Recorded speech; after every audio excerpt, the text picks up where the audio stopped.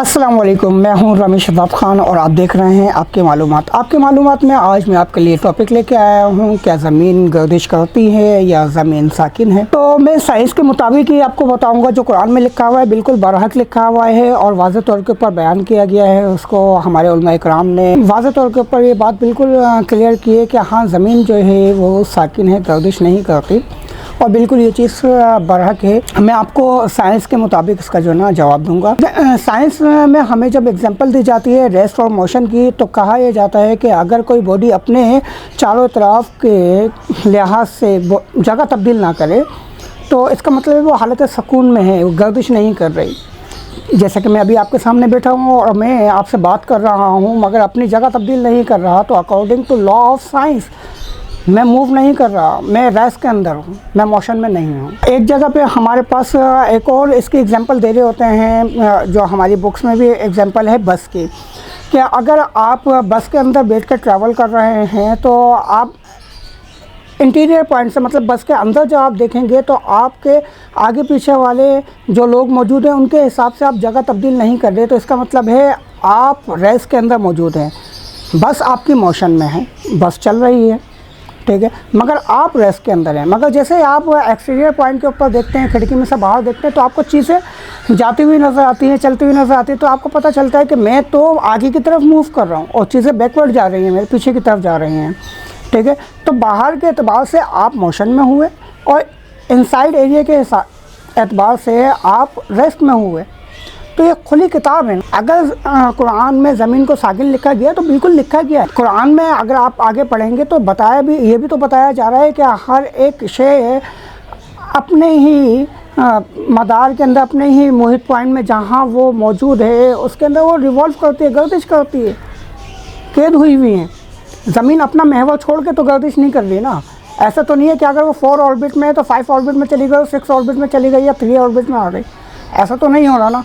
अब बात है ज़मीन की गर्दिश करने और ना करने। हम रहते हैं ज़मीन के ऊपर ना, लैंड का मतलब भी ज़मीन ही है और अर्थ का मतलब भी ज़मीन है। अर्थ एक सैयारा है, लैंड वो जगह है जहाँ हम रहते हैं।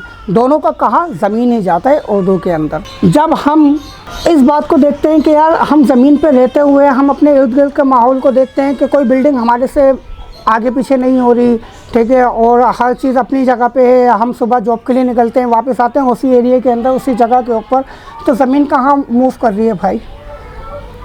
हमें ज़मीन से देखने तो हम आसमान की तरफ देख रहे हैं तो हमें सूरज मूव करता हुआ नज़र आ रहा है। बिल्कुल सेम वही चीज़ है कि जब बस में आप बैठे हुए बाहर की तरफ देखते हैं ना, तो आप देखते हैं एक दरख्त है जो आपसे आगे मौजूद था, अब वो चलता हुआ आपसे पीछे की तरफ आ गया। बस के अंदर बैठा हुआ शख्स ये सोचेगा कि यार दरख्त जो है वो मशरिक़ से मगरिब की तरफ गया, जैसा हम लोग सोच रहे होते हैं कि सूरज मशरिक़ से मगरिब की तरफ जा रहा है, ठीक। मगर जैसे ही बस से उतर के उस दरख्त के पास जाके खड़े होंगे ना, तो हमें पता चलेगा कि यार बस चल रही थी, दरख्त नहीं चल रहा था, दरख्त तो अपनी जगह पे ही। तो जैसे ही हम ज़मीन से बाहर जाते हैं स्पेस के अंदर, तब हमें पता चलता है कि ज़मीन रिवॉल्व कर रही है। कुरान में ये भी लिखा हुआ है। हम फ़र्श कहते हैं कि सख्त चीज़ को, कुरान में आया है कि ज़मीन को हमने तुम्हारे लिए फ़र्श बना दिया, तुम इससे राहत हासिल करो, सो उठो बैठो, इस पर अनाज बो। तो भाई कुरान का सही तरह से मुताला कीजिए, अपने आप को और अपनी नस्लों को बचाएं, ठीक है। और कुरान पाक एक ऑथेंटिक बुक है, इसके अंदर ज़रा भी शक व शुबात की कोई गुंजाइश नहीं है। सारी किताबें, सारी की सारी चीज़ें, ठीक है, वो सब नज़रियात के ऊपर मबनी है।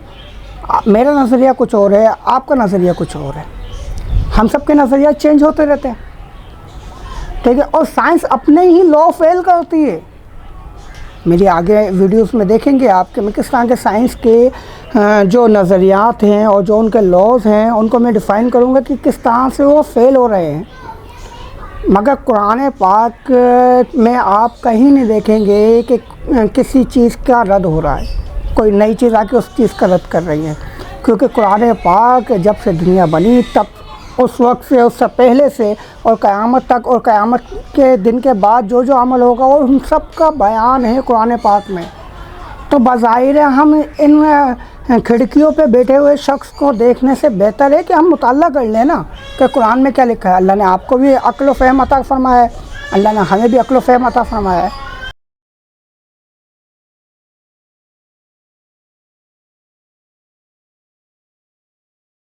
अब हम दूसरों की सोचों के ऊपर बातें करने लग जाएं और नाउज़ुबिल्ला जो है ना हम कुरान और खुदा की तरफ उंगलियां उठाना शुरू कर दें, तो भाई हमारी तो दुनिया तो वैसे ही बेड़ा गर्क हुआ हुआ है, आखिरत का भी हो गया ना। तो भाई अपना ईमान बचाएं, ठीक है, और इल्म हासिल करें।